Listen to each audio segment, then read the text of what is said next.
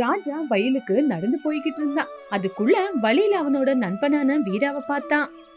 எங்கடா போய்கிட்டு இருக்க? எங்கும் இல்லடா, வயல்ல கொஞ்சம் வேலை இருக்கு, அதான் போறேன்.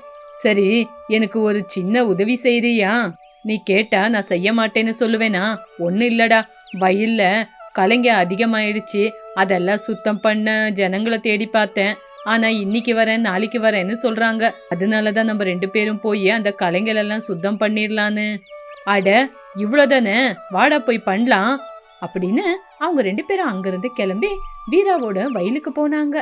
2 பேரும் போய் வேலையை முடிச்சிட்டு, வீரா, இன்னைக்கு அம்மா வீட்ல மீன் குழம்பு செய்யறேன்னு சொன்னாங்க, வா மத்தியானம் போய் அங்க சாப்பிடலாம். டேய் வேணாண்டா, நான் வீட்டுக்கு போயே சாப்பிட்டுக்கிறேன். டேய், என் கூட வந்து சாப்பிடுன்னு சொல்றேன்ல, வாடா, என் கூட வரக்கூடாதா? டேய், என்னடா புரிஞ்சுக்காம பேசுற? அம்மா எனக்காக வீட்ல காத்துக்கிட்டு இருப்பாங்க. நான் இல்லனா அவங்க என்னைக்கிடா தனியா சாப்பிட்டுருக்காங்க. நான் வீட்ல அம்மா கூடயே போய் சாப்பிட்டுக்கிறேன். இப்பவே ரொம்ப நேரம் ஆயிடுச்சு, நான் இன்னும் கிளம்புறேன் அப்படின்னு சொல்லி அவங்க 2 பேரும் அங்கிருந்து கிளம்புனாங்க. வீட்ல யசோதம்மா ராஜாவுக்காக காத்துக்கிட்டு இருந்தாங்க.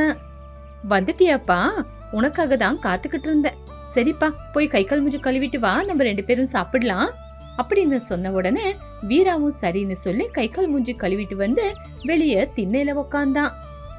அப்போ யசோதம்மா சாப்பாடு எடுத்துட்டு வந்து, அப்ப ராஜா, உனக்கு பிடிச்ச அவரைக்காய் குழம்பு வச்சிருக்கேன், நானே ஊட்டி விடுறேன் அப்படின்னு அவங்க அம்மா ஊட்டி விட்டாங்க.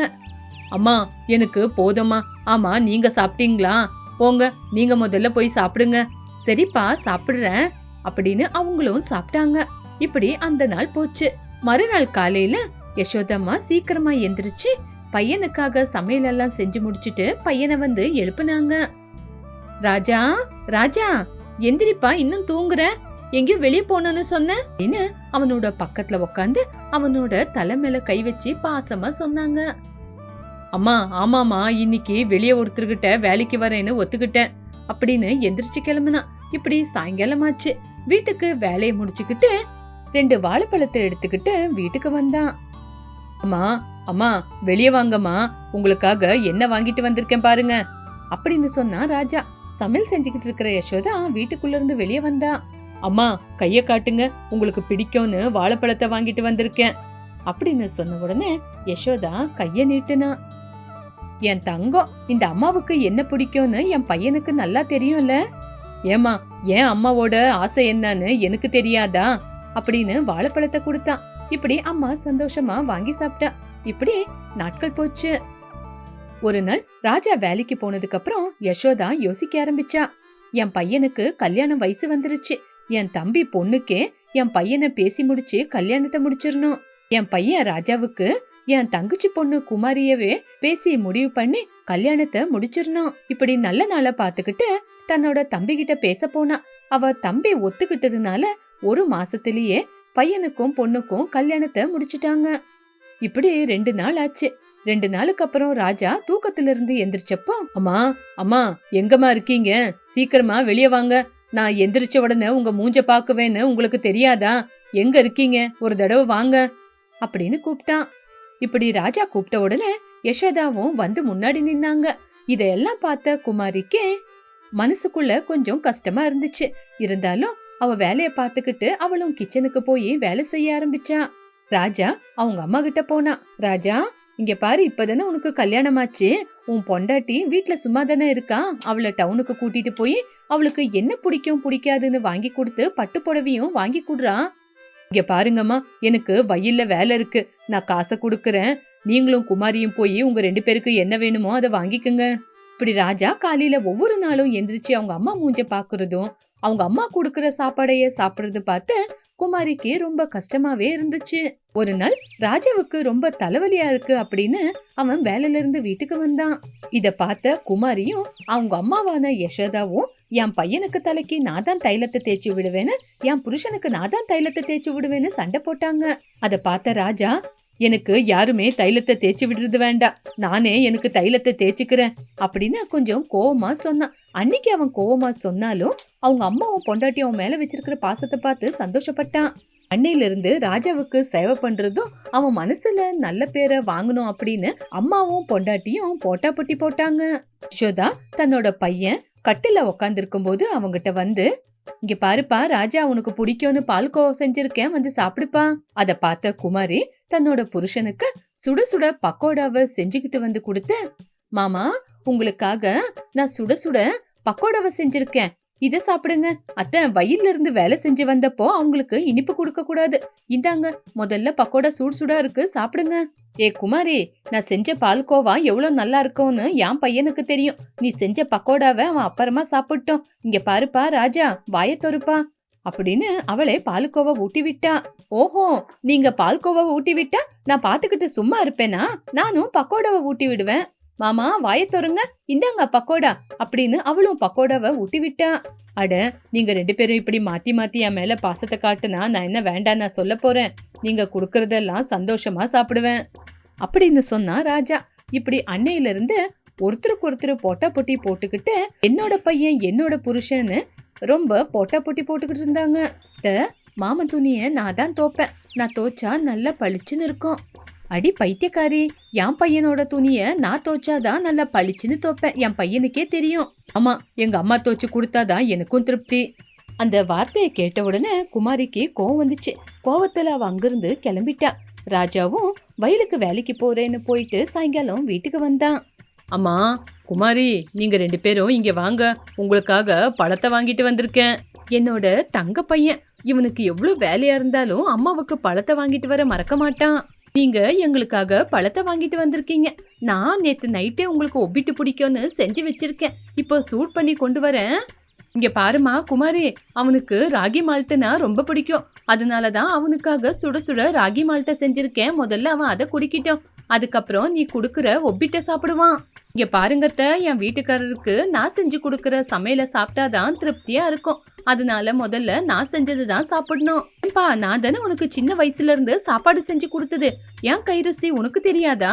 இப்படி ராஜாவை உட்கார வச்சு அம்மாவும் பொண்டாட்டியும் சண்டை போட்டுக்கிட்டே ராஜாவை பார்த்து, முதல்ல அவங்க அம்மா, ஏன்பா ராஜா சொல்லுப்பா, உனக்கு அம்மா முக்கியமா உன் பொண்டாட்டி முக்கியமா?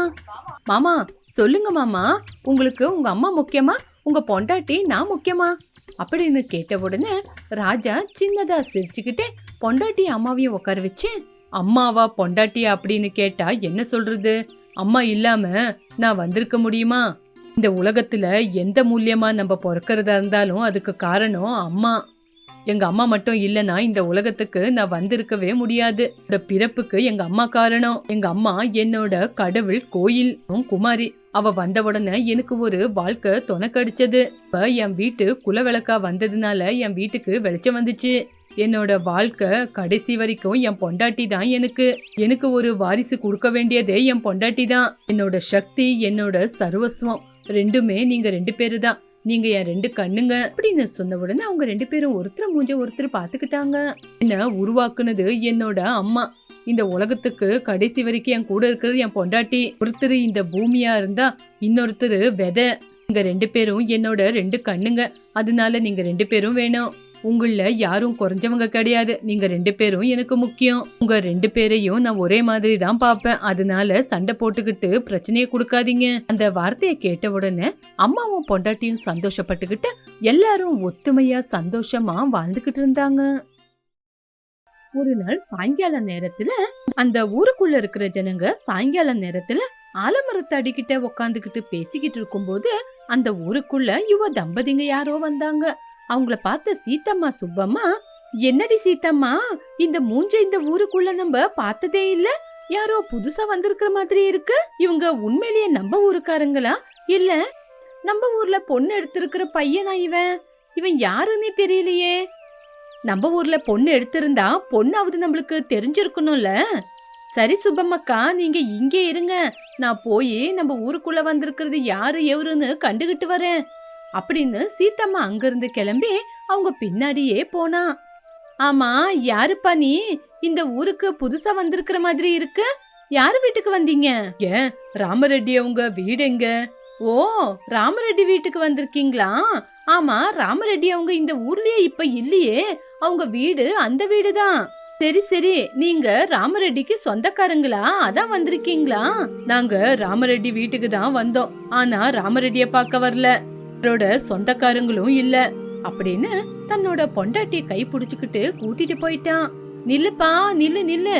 ஆமா, உன் பேர் என்ன? சொல்லாம போற. பேரை விசாரிக்கலான்னு வந்தா அது கூட சொல்லாம போய்கிட்டு இருக்க. என் பேரு சிவாங்க, இவ என் பொண்டாட்டி சத்யா. சரி, நான் இப்போ கிளம்புறேன் அப்படின்னு சொல்லிட்டு சிவம் அவன் பொண்டாட்டி சத்தியத்தை கூப்பிட்டுக்கிட்டு அங்கிருந்து கிளம்பி போயிட்டான். சீத்தம்மாவும் வேற என்ன பண்றது அப்படின்னு சுப்பம்மா கிட்ட திரும்பி வந்தா. பாத்தியாடி சீத்தம்மா, நம்ம ஊருக்குள்ளேயே வந்து நம்ம கேக்குற கேள்விக்கு சரியா பதில கூட சொல்லாம நம்ம கிட்டே முகத்தை திருப்பிக்கிட்டு போறான். யாருடி அவன்? சரி சரி பரவாயில்ல விடுங்க, இந்த ஊருக்குள்ளதானே இருக்க போறாங்க, அப்புறமா பாத்துக்கலாம். நம்ம வீட்டு ஆம்பளைங்க வீட்டுக்கு வந்த உடனே பொம்பளைங்க நம்ம வீட்டுல இல்லனா அதுக்கப்புறம் வாய்க்கு வந்த மாதிரி கத்துவாங்க. ஆமா ஆமா, இந்த ஆம்பளைங்க எப்பவுமே அப்படிதான். அவங்க மட்டும் எந்த வேலையா இருந்தாலும் எங்க வேணா எவ்வளவு நேரம் வேணாலும் சுத்தலாம். ஆனா வீட்டு பொம்பளைங்க மட்டும் வீட்டுக்குள்ளேயே இருந்துகிட்டு வீட்டு வேலைய பாத்துக்கிட்டு இருக்கணும் அப்படின்னு ரெண்டு பேரும் பேசிக்கிட்டு அங்கிருந்து கிளம்பி அவங்கவுங்க வீட்டுக்கு போயிட்டாங்க. மறுநாள் காலையில சுப்பம்மா வீட்டு முன்னாடி சீத்தம்மா வந்து நின்னா. ஓ சீத்தம்மா, நீயே வந்துட்டியா? நானாவே இப்ப உன் வீட்டுக்கு பார்க்க வரலான்னு பார்த்தேன், அதுக்குள்ள நீயே வந்துட்ட. சரி, வீட்டு வேலை எப்போ இருக்கிறது தானே. சரி வா கிளம்பு போலாம். புதுசா நம்ம ஊருக்குள்ள தம்பதிங்க வந்தாங்கல்ல, அவங்க வீட்டுக்கு போய் அவங்க யாரு என்னன்னு கேட்டுக்கிட்டு வரலாம். அப்படி அவங்க ரெண்டு பேரும் பேசிக்கிட்டு அங்கிருந்து கிளம்பிட்டாங்க. சீத்தம்மா சுப்பம்மா அந்த தம்பதிங்களை பாக்குறதுக்காக அவங்க தங்கி இருந்த இடத்துக்கு வந்து பார்த்தாங்க. வீடு அல்ல கல்லோலமா இருந்துச்சு. அட, இவங்க இந்த வீட்டுக்கு தங்க வந்தாங்களா இல்ல ஒரு நாள் இருந்துட்டு போலான்னு வந்தாங்களா? அவங்க இருக்கிற இடம் தானே, வீட்டை கொஞ்சம் சுத்தபத்தமா வச்சுக்கிட்டா என்ன ஆக போகுது? ஆமா, இத்தனைக்கும் இவங்க ரெண்டு பேரும் எங்க போயிட்டாங்க? அட, நானும் உங்க கூட தானே இருக்கேன். என்கிட்ட கேட்டா இவங்க ரெண்டு பேரும் எங்க போனாங்கன்னு எனக்கு மட்டும் என்ன தெரியும்? சரி சரி, இந்த வீட்டுக்கு வராம அவங்க எங்க போக போறாங்க? கொஞ்ச நேரம் காத்துக்கிட்டு இருக்கலாம். அப்படின்னு அவங்க எவ்வளவு நேரம் காத்தாலும் வரவே இல்லை, திரும்பி வீட்டுக்கு போயிட்டாங்க. இவங்க ரெண்டு பேருக்கும் வீட்டுல எவ்வளவுதான் வேலை இருந்தாலும் வீட்டுல போய் வேலை செய்யாம ஆலமரத்துக்கு அடியில வந்து உக்காந்துக்கிட்டு அந்த தம்பதிங்க எங்க போனாங்கன்னு அதை பத்தியே பேசிக்கிட்டு இருந்தாங்க. மறுநாள் சிவா அவன் பொண்டாட்டி சத்தியம்மா கூட்டிக்கிட்டு அந்த வழியா நடந்து வந்தான். அவங்க பின்னாடியே சீத்தம்மா சுப்பம்மா கூட வந்தாங்க. ஏன்பா, முந்தா நேத்து தான் நீங்க வந்தீங்க, அதுக்கப்புறம் நீங்க எங்க போனீங்க, என்ன ஆனீங்கன்னே தெரியல, எங்க போனீங்க? நாங்க ஒரு வேலையா பக்கத்து ஊர் வரைக்கும் போயிருந்தோம். சரி சரி, நீங்க இந்த ஊருக்கு வந்திருக்கீங்க. இந்த ஊருக்கு வந்ததுக்கு அப்புறம் நீங்க எங்களோட மனுஷங்க, உங்களுக்கு என்ன பிரச்சனை வந்தாலும் நாங்க தானே பாத்துக்கணும். அதுதான் கேட்டோம், நீங்க எங்க போயிட்டு வரீங்கன்னு. ஆமா, இத்தனைக்கு நீங்க எங்க போனீங்க?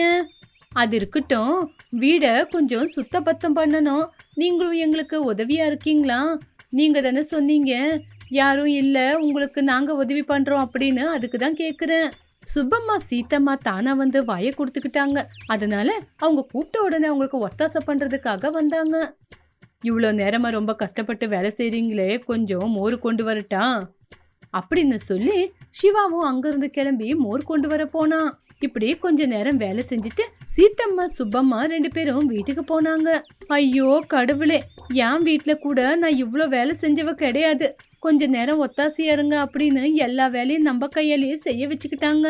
ஆமா, அதெல்லாம் சரி, இத்தனைக்கு அவங்க யாரு என்னன்னு நம்ம கிட்ட ஒரு விஷயம் கூட அவங்க சொல்லவே இல்லையே. அவங்கள பார்த்தாவே சந்தேகப்படுற மாதிரி இருக்கு.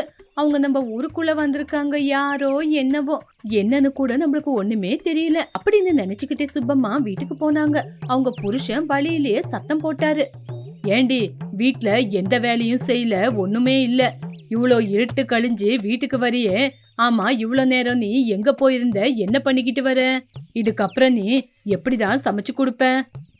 இங்க பாருங்க, இன்னைக்கு என்னால சமையலெல்லாம் செய்ய முடியாது, நீங்க என்ன வேணா செஞ்சுக்குங்க அப்படின்னு சொல்லி வீட்டுக்கு போய் படுத்துக்கிட்டா. அட, இவ என்ன இன்னைக்கு இவ்வளோ விசித்திரமா பேசிட்டு போறா? ஓஹோ, சீத்தம்மா வீட்டுல நிறைய வேலை இருந்திருக்கும், அதுதான் இன்னைக்கு இவ்வளோ சோர்வா இருக்கா அப்படின்னு தனக்குள்ள தானே பேசிக்கிட்டு இருக்கும்போது பங்காரி அந்த பக்கம் போறத கவனிச்சான். பங்காரி, பங்காரி வாயிங்க, என் பொண்டாட்டி உங்க வீட்டுக்கு வந்து ஏதாவது வேலை செஞ்சாலா? இல்லையே, என் பொண்டாட்டி கூட ரொம்ப சோர்வாதான் இருக்கா, உங்க வீட்டுக்கு வந்து ஏதோ வேலை செஞ்சிருப்பான்னு நான் நினைச்சுக்கிட்டு இருந்தேன். உங்க வீட்டுக்கும் வரலையா? ஆமா, இவங்க ரெண்டு பேரும் எங்கேயுமே வேலை செய்யாம எப்படி இவ்வளோ சோர்வா இருக்காங்க? அதை பத்தி தான் நானும் யோசிக்கிறேன், ஆனா எனக்கு எதுவுமே புரியல. ஆமா, இந்த ஊருக்குள்ள யாரோ நவ தம்பதிங்க வந்திருக்காங்களா? யார் அவங்க? அவங்க யாரு என்னன்னு எனக்கும் தெரியல. ஆனா அவங்கள பார்த்தாவே விசித்திரமா இருக்குதாமா. உங்ககிட்ட போய் யாரு என்னன்னு விசாரிச்சா கூட சரியா பதிலே சொல்றது இல்லையாமா. சரி சரி, அவங்கள பத்தி நம்ம அப்புறமா விசாரிக்கலாம். முதல்ல நம்ம பொண்டாட்டிங்கள பத்தி விசாரிக்கணும். சரி சரி, நானும் கடைக்கு போய் பொருளுங்களை வாங்கிட்டு வரணும், கிளம்புறேன் அப்படின்னு அவரும் அங்கிருந்து கிளம்பிட்டாரு. சுந்தரம் மட்டும் அவங்கள பத்தியே யோசிச்சுக்கிட்டு இருந்தான். ஒரு நாள் சுந்தரம் மார்க்கெட்டுக்கு போலான்னு வெளியே போகும்போது வழியில எலுமிச்சை பழத்தை யாரோ மந்திரிச்சு போட்டிருந்தத கவனிச்சான். அது யாரு என்னன்னு பாக்குறதுக்காக அக்கம் பக்கத்துல இருக்கிறவங்களெல்லாம் கூப்பிட்டு அங்க பாக்க சொன்னான். அடடே, யாரு நம்ம ஊருக்குள்ள இந்த மாதிரி மந்திரிச்சு போட்டது? நம்ம ஊர் ஜனங்கள்லாம் இப்படி பண்ண மாட்டாங்க. யாரோ வெளியூர்ல இருந்து நம்ம ஊருக்கு புதுசா வந்தவங்க தான் செஞ்சிருக்கணும். ஆமா ஆமா, அந்த ராமரெட்டி வீட்டுக்கு வந்தவங்க தான் ஆயிருக்கணும். ஆமா ஆமா, அவங்க தான் ஆயிருக்கணும். நம்ம என்ன கேள்வி கேட்டாலும் அவங்க நம்மளுக்கு பதிலே சொல்ல மாட்டேங்கிறாங்க. நீங்க எல்லாரும் சொல்றத பார்த்தா அவங்க தான் ஆயிருக்கணும். சரி, அவங்க கிட்ட போய் பேசிட்டு வரலாம் வாங்க. இப்படி அந்த ஊருக்குள்ள இருக்கிற ஜனங்க எல்லாருமே மந்திரிச்சது யாரு அப்படின்னு தெரிஞ்சுக்கிறதுக்காக சிவனோட வீட்டுக்கு போனாங்க. அங்க போய் பார்த்தா விடிஞ்சாலும் புருஷன் பொண்டாட்டி படுத்து தூங்குறத பார்த்து நைட்டு முழுக்க இந்த மாதிரி மந்திரம் எல்லாம் பண்ணிட்டு அதுக்கப்புறம் வந்து தூங்குறாங்கன்னு நினைச்சுக்கிட்டு அவங்கள எழுப்புறதுக்காக ஒரு குடம் தண்ணி எடுத்து ஊத்துனாங்க. அவ்வளவுதான், புருஷன் பொண்டாட்டி 2 பேரும் எந்திரிச்சு நின்னாங்க. என்ன, இந்த மாதிரி தூங்குறவங்கள தண்ணி எடுத்து மூஞ்சில ஊத்துறீங்களே, உங்களுக்கு கொஞ்சமாவது அறிவு இருக்கா? என்னப்பா நீ எங்களுக்கு புத்தி இருக்கான்னு கேக்குற? எங்க ஊருக்கே வந்து எங்க ஊர்லயே தங்கி எங்க ஊரு ஜனங்களையே கேள்வி கேட்க ஆரம்பிச்சிட்ட. இதோ பாருப்பா, இதுக்கப்புறம் உங்களை நான் சும்மா விட மாட்டேன். நீங்க எங்க மந்திரிச்சு போட்டிருக்கீங்களோ அதே மரத்துக்கடியில உங்களை கட்டி போடுறேன். நாங்க என்ன தப்பு பண்ணோன்னு எங்களை பிடிக்க வந்திருக்கீங்க? திருடங்க யாருன்னு பார்த்து அவங்கள பிடிக்கணும், அதை தவிர எங்களை பிடிக்கிறது இல்ல. நாங்க ஒரு வேலை செய்யணும் அப்படின்னு தான் வேலைக்காக இந்த ஊருக்கு வந்திருக்கோம். என்ன வேலை? இந்த மாதிரி மந்திரம் பண்ணி போடுறதுதான் உங்க வேலையா? இல்ல இல்ல, வெளிநாட்டுல இருந்து நம்ம நாட்டுக்கு சண்டைக்காக சில பேர் நம்ம ஊருக்குள்ள வந்திருக்காங்க. அவங்க யாரு என்னன்னு பார்த்து அவங்கள கண்டுபிடிக்கிறதுக்காக கவர்மெண்ட்டே எங்களை அப்பாயின்மெண்ட் பண்ணிருக்கு. அதனாலதான் நாங்க வந்திருக்கோம். அதுக்குதான் ஊர் ஜனங்களை காப்பாத்துறதுக்காக ஊர் ஊரா தெரிஞ்சுக்கிட்டு நாங்க இப்போ இந்த ஊருக்கு வந்திருக்கோம். அதுக்குதான் எங்களை பத்தி நீங்க எவ்வளவு கேட்டாலும் நாங்க சொல்லவே இல்லை. வேணுமன்னா வாங்க, உண்மையான விஷயம் என்னன்னு காட்டுறோம் அப்படின்னு மலை மேல கூட்டிட்டு போய் அங்க வேலி போட்டிருக்கிறது எல்லாத்தையும் ஊர் ஜனங்களுக்கு காட்டினாங்க. இங்க பாருங்க, இந்த மாதிரி எலுமிச்சம் பழத்துல திருஷ்டி சுத்தி எடுத்து போடுறதெல்லாம் சாதாரணமான விஷயம். ஆனா ஊர் ஜனங்களோட கெடுதலுக்காக நாங்க செஞ்சோன்னு நீங்க எப்பவுமே நினைக்காதீங்க. இனிமே நீங்க எல்லாரும் எங்களை பத்தி யோசிக்கிறத விட்டுட்டு இந்த ஊருக்குள்ள எப்படி திருடங்க வராங்க, ஊரை எப்படி காப்பாத்தலாம் அப்படின்னு கவனத்தை வைங்க அப்படின்னு சொன்ன உடனே ஒவ்வொரு நாளும் ஒவ்வொருத்தரும் உதவி பண்றதுன்னு அந்த ஊர் ஜனங்க முடிவெடுத்து சத்யம் சிவம் அவங்களுக்கு உதவியா இருந்தாங்க.